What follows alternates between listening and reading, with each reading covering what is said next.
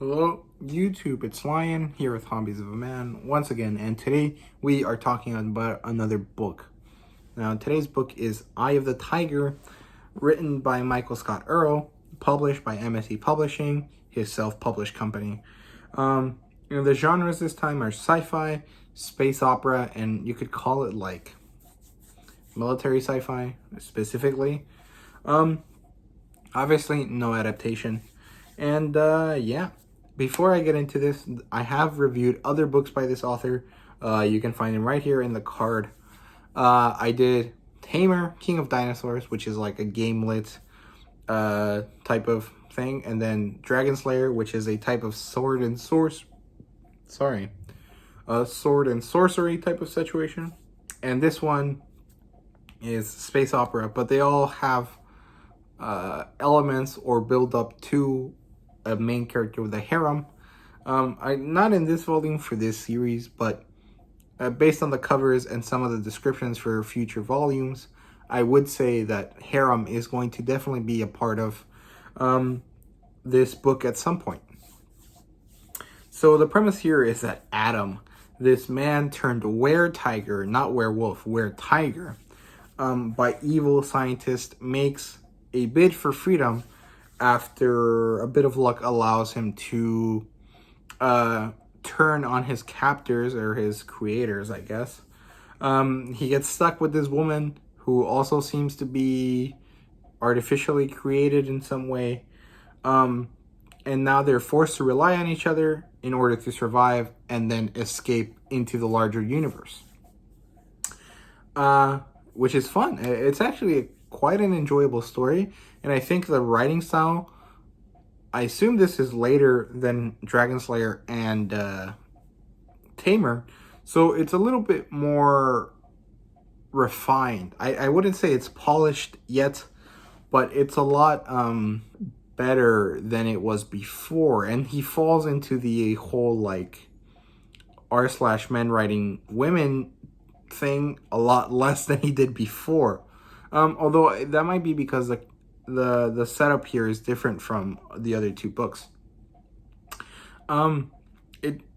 If we're talking about the plot line specifically now, it's good, but it's slower than the other two. He has this style, or this like execution plan, I guess, where he starts with an inciting incident that shows you who the character is or what the character is good at. In Tamer, it was catching a snake with his bare hands, talking to the snake and controlling it in such a way that later, when he has the taming skill for dinosaurs, it makes sense.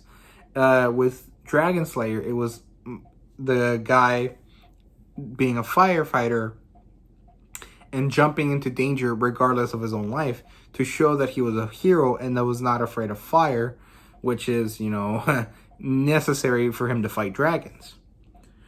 In this one, it's kind of similar. We start with Adam fighting a battle with a bunch of other were-tigers, and they're trying to infiltrate this place in order to acquire this asset for their creators. Turns out this asset is a woman, and that she's somehow also enhanced similarly to Adam, but not in the same way. And from there, stuff happens. The action is rather well written. And then there's a little bit of romance here because Michael Scott Earl definitely likes to have his main characters with women. But it's initially not there. Adam is really focused on the mission, on getting free, of moving forward. And the woman that he's with, Eve, sticks with him and he sticks with her because they both mutually owe each other their lives. They both save each other at some point. So yeah, and then the story turns into, battle, save the girl, escape, get money, get help, find a escape route, escape off world, and then, further on into the next adventure. Not bad at all. I really enjoyed myself reading this. But I did take a long time to get into it because I just wasn't feeling it at the beginning. But once you get like a third of the way in, you're really invested in it and you read it really fast. The characters here are enjoyable. Adam is that standard, like, guy with a heart of gold that got into tough times and had to resort to violence because he was a big guy. He was like a Marine, then he was a Yakuza, and now he is a freedom fighter, I guess. Eve is super interesting. She's like a vampire, but she has psychic abilities, and there's more to her, but she doesn't ever tell you what it is, and she doesn't ever tell Adam. And, you know, he's always asking, hey, I need to know more about you. And she's always like, we'll talk about it later. We have this other thing to focus on now. And it's really cool how they develop this sort of like teamwork mechanic where like he does all the difficult stuff, but she can read people's minds, so she helps him get past problems much faster. And it's a really cool way how they do that. And then we have a third character that gets introduced later, who is Z, just the letter. She's like a spunky hacker girl, she's really fun as well. I really enjoy her as a character. And it immediately turns into like, hey, Adam and Eve and Z. And it's like, you can see that the author is going to get to the point where like they're all like in a relationship together, and you know it's gonna happen, but you don't know how yet, and that's kind of like interesting. But it's cool. She makes snarky comments about how like Adam is like a kitty guy, and how Adam and Eve are like super hot, but she's not interested in that because she's gonna get eaten by them. And it's fun, it's enjoyable. She's like a cool character. The world building here is really fun. I guess you could call this a cyberpunk story. It's like far in the future. It's like humanity has colonized a lot of the Milky Way, and it's all kind of mixed together. You don't really know who is who and what is what anymore. There's no aliens yet, which is interesting. But it's all rather gritty as well. It's all like run down. Nothing's happening. There's mega corporations that have control over entire planets. They basically become their own fiefdoms. And our characters are trying to revolt against the machine of mega corporations, I guess. Crazy tech, far future, no aliens, like I said. Some cool space stuff. Like there's 3 different types of drives that they use in order to travel. There's like your basic hyperdrive, your standard warp drive, and then this one called like space bending drive, which I assume is like the proper Alcubierre, like changing the way that time works across gravity. You know, it's like a wave, and you're like cresting the wave, and you're basically bending time and space at one time, at one place through gravity, and then moving along that. But I'm not sure if that's what it is, and they never actually explain it. It's not very hard sci-fi. It's very light, but it's good enough to like get you interested in it, which is pretty good. And yeah, there's no art except the cover. There are some slightly interesting designs for the chapters. And this one, it's like wings, and then there's a star in the middle and a circle with the number.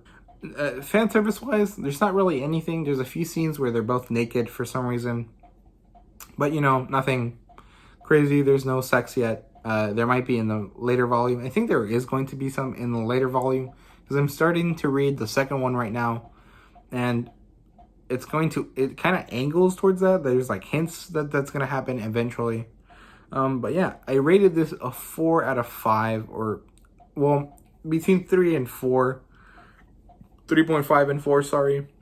I really enjoy these books, but I always feel bad giving them a high score, because they're not good examples of like great literature. They're not great examples of world building or fantasy or character building or anything. They're just really fun popcorn flick style books. And I guess that's necessary sometimes.